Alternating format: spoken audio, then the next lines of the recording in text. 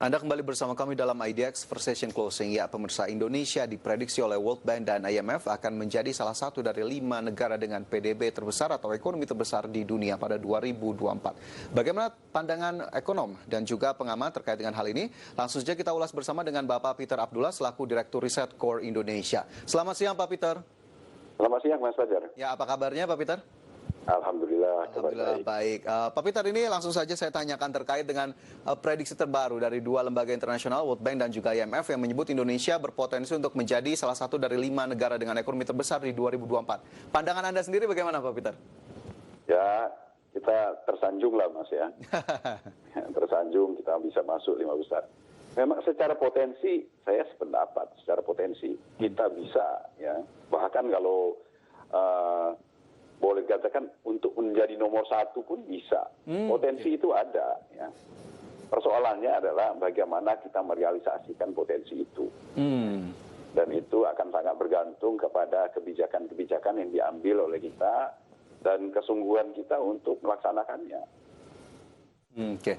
Nah, ini apa akhirnya yang kemudian bisa dioptimalkan begitu Pak Peter? Karena World Bank dan IMF menyebut ada 2 faktor utama begitu, banyaknya angkatan kerja, kemudian juga pertumbuhan kelas menengah. Dua hal ini bagaimana sebetulnya, mungkin Anda bisa sedikit menggambarkan kondisi dari kedua faktor ini sejauh ini? Ya, kita dikenal dengan memang sebagai negara yang memiliki demografi yang sekarang ini boleh dikatakan menguntungkan. Ya. Banyak negara itu sekarang terkendala oleh persoalan demografi, mereka memasuki yang disebut aging population. Ya. Sementara Indonesia ini justru sedang memasuki menuju kepada puncak bonus demografi. Puncak bonus demografi, oke. Ya, jadi angkatan kerja kita, yang masyarakat kita itu masyarakat yang masih muda. Dan masyarakat muda ini yang kemudian terrefleksikan dengan peningkatan angkatan kelompok menengah. Kelompok menengah. Ya.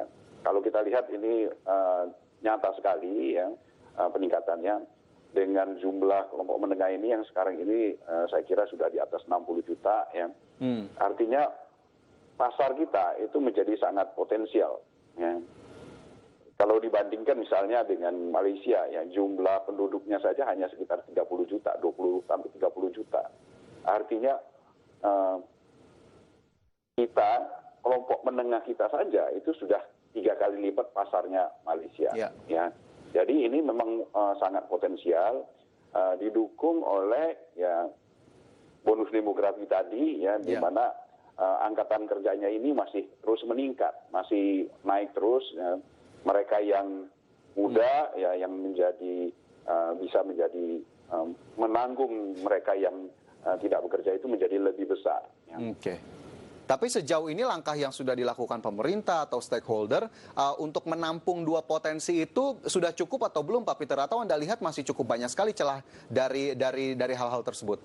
Nah, ini kalau sudah ngomongin kita mengarah kepada realisasinya, saya kira banyak ekonom, banyak lembaga yang sudah mengingatkan pemerintah. Ya. Potensi itu bisa menjadi sesuatu yang tidak bisa kita raih apabila kita tidak mengambil kebijakan-kebijakan yang tepat. Agar tidak terbuai begitu? Iya. Ini jangan sampai kita terlena dengan janji-janji surga ini. Ya. Sebagai contoh adalah ya, kita akan bisa masuk ke 5 besar itu akan sangat bergantung kepada pertumbuhan ekonomi kita. Pertumbuhan ekonomi, oke. Ya, karena pertumbuhan ekonomi adalah realisasi dari kebijakan-kebijakan kita.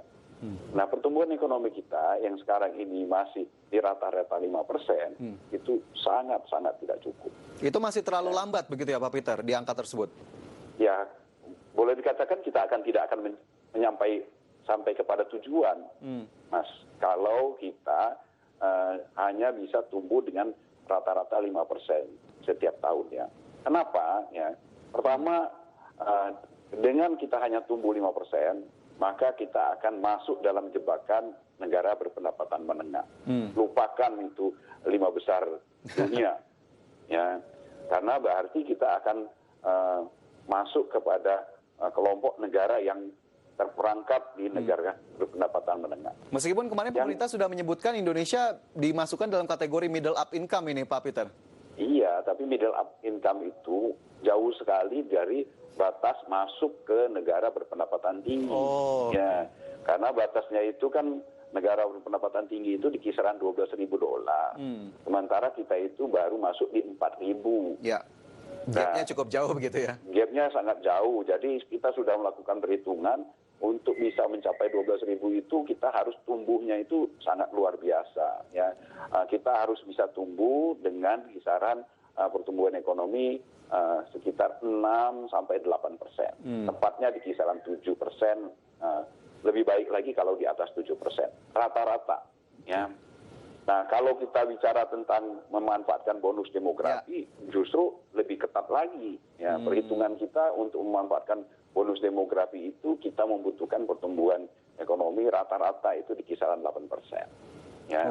Jadi kalau kita sekarang tumbuh 5% untuk menjadi rata-rata 8%, berarti ada pada tahun tertentu kita harus bisa tumbuh ya di atas 10%.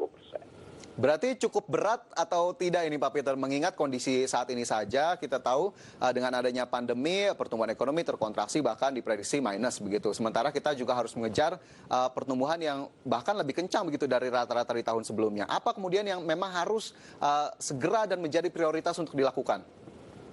Masih sangat memungkinkan untuk kita mengejar itu ya, dengan harapan ya, apalagi kita sudah mendapat berita baik ini bahwasanya vaksin insya Allah sudah bisa diproduksi di awal tahun 2021. Ya. Artinya kontraksi ekonomi bisa kita yakini, bisa kita harapkan untuk hanya terjadi pada tahun 2020. Tahun 2021 kita harus bisa tumbuh lebih cepat, lebih tinggi dan proses recovery kita bisa lakukan dengan lebih cepat.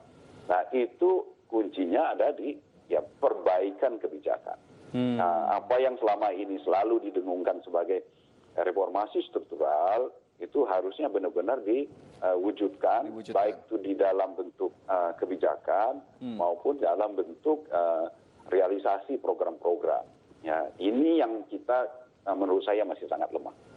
Oke, itu yang masih sangat lemah. Tapi terakhir Pak Peter, masih adakah optimisme yang bisa kita bangun untuk menuju proyeksi yang cukup positif dari World Bank dan IMF? Dari Anda terakhir mungkin apa yang ingin disampaikan?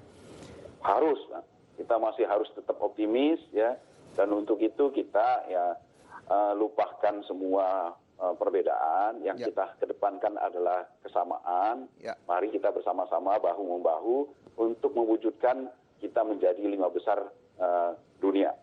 Kita punya potensi untuk itu. Dan mari kita bersama-sama mewujudkan. Oke, baik, kita punya potensi untuk itu dan mari kita bersama-sama menuju ke posisi tersebut begitu ya. Pak Peter, terima kasih banyak atas ulasannya siang hari ini. Sukses selalu.